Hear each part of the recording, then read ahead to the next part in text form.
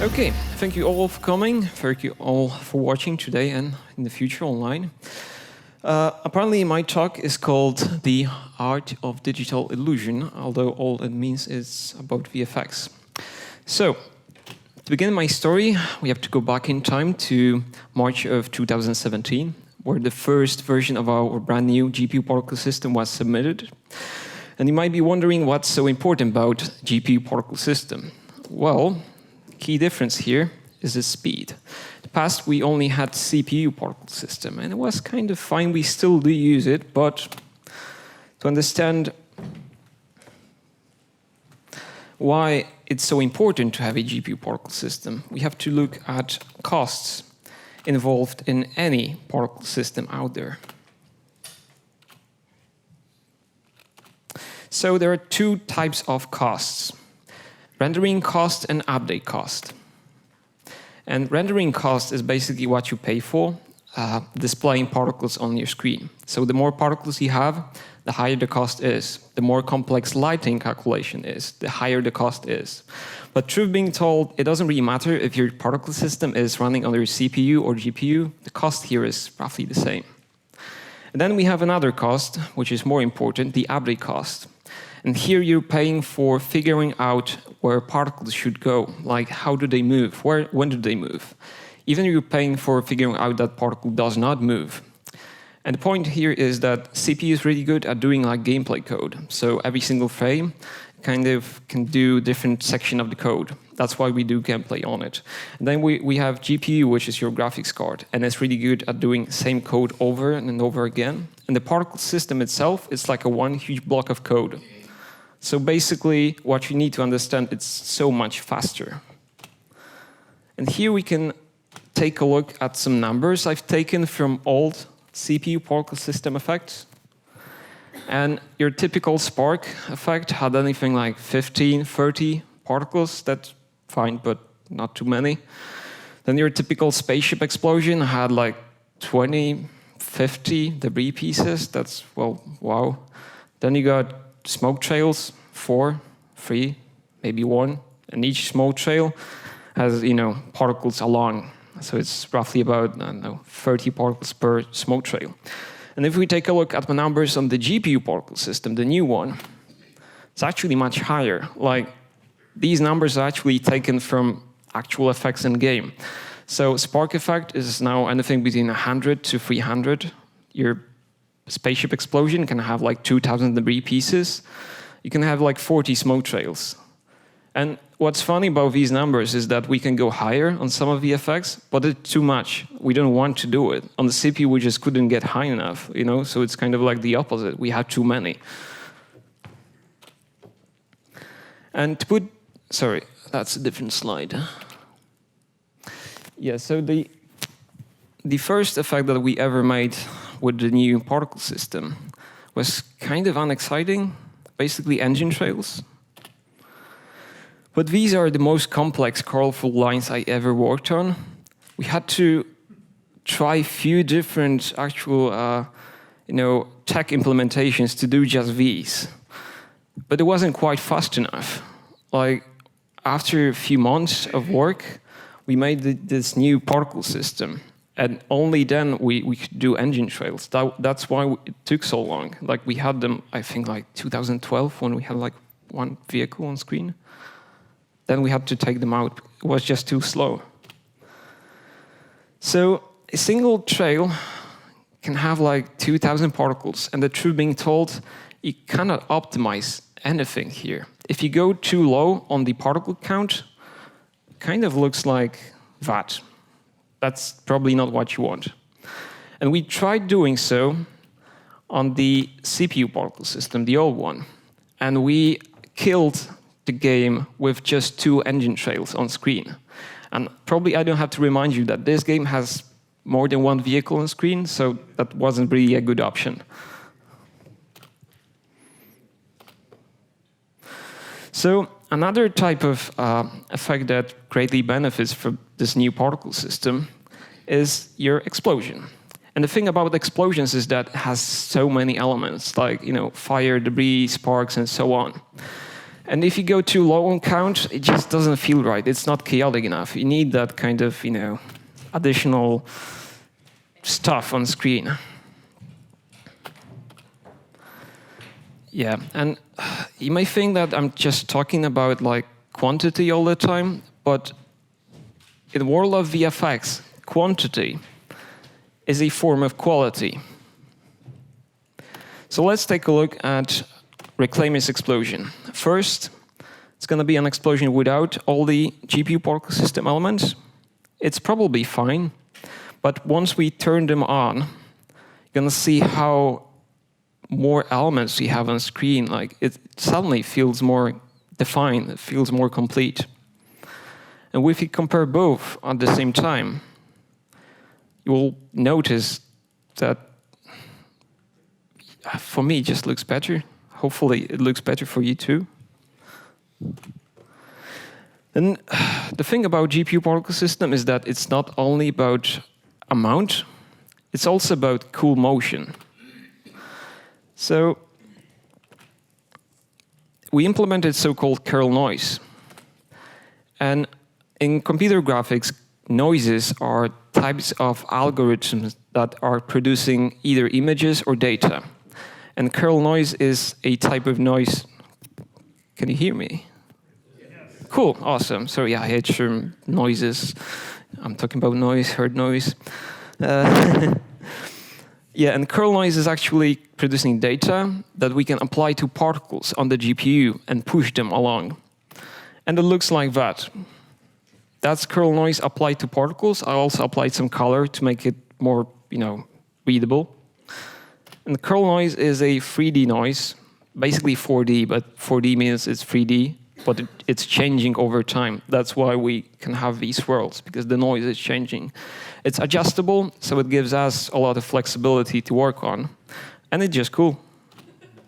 So there is one effect that would be impossible to make without the kernel noise. It's the Jantek quantum drive effect. If we take a look at that, it's without all the GPU elements. It's fine, lines and such. These kind of tentacles, they are entirely made on the GPU particle system. It's about like 30,000 particles. It's just absurd, the number. Just silly. And then we have kernel noise on top, and it's giving that wavy motion, which is pretty cool, I think. So again, without anything, with kernel noise and GPU particles. It's like a secondary element of this effect, but doesn't feel right without it. It's incomplete. So another element, another feature that we have are forces. And basically, we have two types of forces, vector fields and sign distance fields. And vector field is kind of like a snapshot of wind. You can bake it in your 3D app, bring back to the engine, and that's kind of pushing particles around. But there is another one, sign distance field. It's kind of complex, but the point is, with sign distance fields, you can produce artificial gravity. So you can kind of pull and repel particles. That's how texture or vector field looks like. And that's sign distance field. It's too long to explain today, but it looks different. All you need to know today. So the actual effect that's using sign distance field is Reclaimer's gravity sphere. Here you can see all these sparks. They are actually attracted by gravity that we have in this area. So they kind of are coming to the surface, it's selling that impression of gravity. Without sign distance field, it would be so complicated to do it. I don't even know if it would be possible. And then because we can animate the whole thing in time, we can do like gravity repelling. So it's kind of bringing the sensation of instability. And it's actually good because that comes from the emergency state. And I hope you notice because it has some fire. Okay, so now comes the second part of this talk, which is me layering up Hammerhead's cargo room. And it's also emergency state VFX. So at the beginning, we're going to take a look at the room itself. It already has some volumetric fog applied and some animated lights. So for VFX artists, it's kind of giving the impression of like what we should do next, what we should do about this room. But there's not much happening here. We have these generators over there with flashing lights, so we probably want to do something about it. Some machinery here and there. So there's plenty of elements that we can play around with. So the first thing, usually we are adding obvious stuff. So we're going to do some smoke and steam. Here you can see all the steam added, and it's actually using the CPU particle system. It's not too bad still, and it has better lighting calculations than the GPU one. It's just because we didn't implement it yet on the GPU, so we probably want to switch all the effects to the GPU because it's so much faster. And yeah, we can use the volumetric fog to define where all the steam should go to kind of, enrich the overall feeling of the room. Next step, probably want to add some fire because, well, why not? And because we have all the machinery intact, we can just destroy it by adding that. And to me, it just, suddenly feel like there's probably some oil inside or anything that's flammable. There's some steam coming out of it. There's some fire. So suddenly you can kind of feel that it's an actual piece that's doing something. And we are not putting fire everywhere because it doesn't make really sense. You can only putting that on top of machinery that could actually emit fire because something's burning. Next step, sparks, because all VFX do need sparks. And that's something I mentioned before. We can do like 100 or 300 particles in your spark effect, and we are actually doing so. In the past, we had like, 10. Looked fine, but not too awesome, really. So that's actually better. Like with the GPU, we can really bump up the count. And that effect of sparks falling down the ceiling, I tried that on the CPU a few years before. Didn't work, like killed the game entirely. Looked fine, but you don't want to play with 2 frames per second because I wanted to do some sparks in the game. But we also have like tiny features that actually, I like it, like collisions. On the CPU, we can do collisions with the environment, but it's so expensive, we are literally turning it down so you can have like 5 particles colliding with anything. On the GPU, it's so cool that you can sample the dev buffer of the game, you have it already. And it's super cheap to do collisions, like that's without collisions and that's with collisions on. So you can see that bouncing off the surface, and it comes literally for free. The drawback is it's only colliding with stuff that is on screen. But then again, if it's not on screen, then you don't see it, so you don't have to collide. So it's not really a big deal. So let's take a look at what we have so far. That was the empty room we had. Then we added some steam, we added some fire, we added some sparks. Suddenly kind of feels better, but we want more. That's not enough. So these turbines, they definitely do need something. And I've seen a movie in 1999, I think, and had some like a space pod racing, I think. They were kind of trying to turn them on and off. That kind of resembles me of that. So definitely should use some kind of spark coming out of these kind of fans. It looks better. And then again, it's bringing that fiction of machinery. Like these turbines, I want to imagine how it would look like. How does this machine work? How it would look like when it's destroyed. That's kind of bringing that sensation, I think. And next thing, vector fields. I mentioned them, haven't shown them really. It's a snapshot of wind. So that's without it, and that's with vector fields on. So the idea is that these energy cores are generating heat because they were damaged. And if there's heat, the air moves around. And if it moves around, probably you should push all these sparks, all this stuff around. So what we can do is that we can take the whole scenery back to the 3D app, do like a fluid simulation, save all the movement into a texture, bring it back to the engine, and it's kind of pushing them. It's like artificial wind. Next step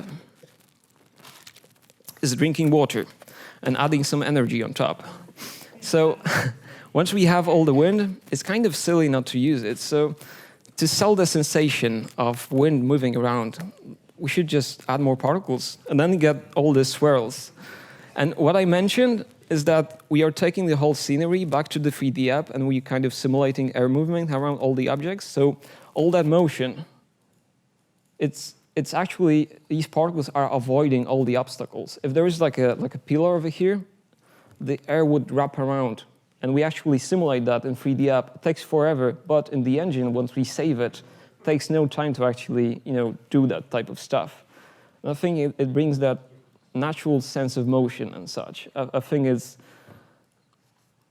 making more real. And I think that's all about it. Like this game should be a little bit more real than than without all the particles. So another thing, I mentioned that these generators, they should be producing heat, but they don't look like they are. So we're going to add some VFX on top, and suddenly it kind of feels more connected. So we got these generators. They do have some VFX inside. So it's kind of selling this impression that there's heat, there's kind of movement around. Like without this effect, you would get particles emitting from nowhere. That's another step of kind of bringing fiction of machinery to life. And the last step is quite new, actually, lightning. So with GPU particles, we can actually do more. Yeah. In the past, we had lightning system, but the problem is it wasn't like scaling. We couldn't do small lightning. Yeah, now we can, like you can see. One thing to mention, unfortunately, lightning won't be in Hammerhead soon. It's gonna be like probably 3.4, just because we finished that system recently. It's ready to use, but not gonna land in the game like within, I don't know, possibly 2 months or so. But it's there. It's gonna be there. So expect that to happen soon.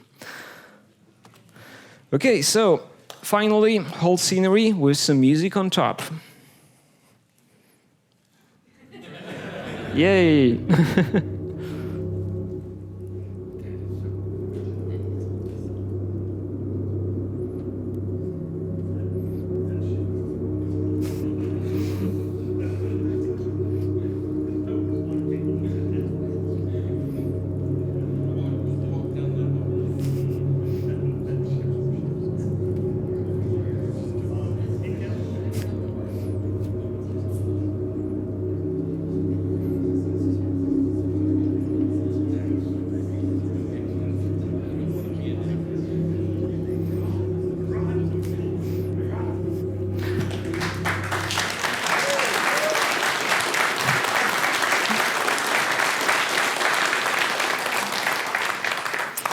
Yep, so all the destruction coming to your Hammerhead soon.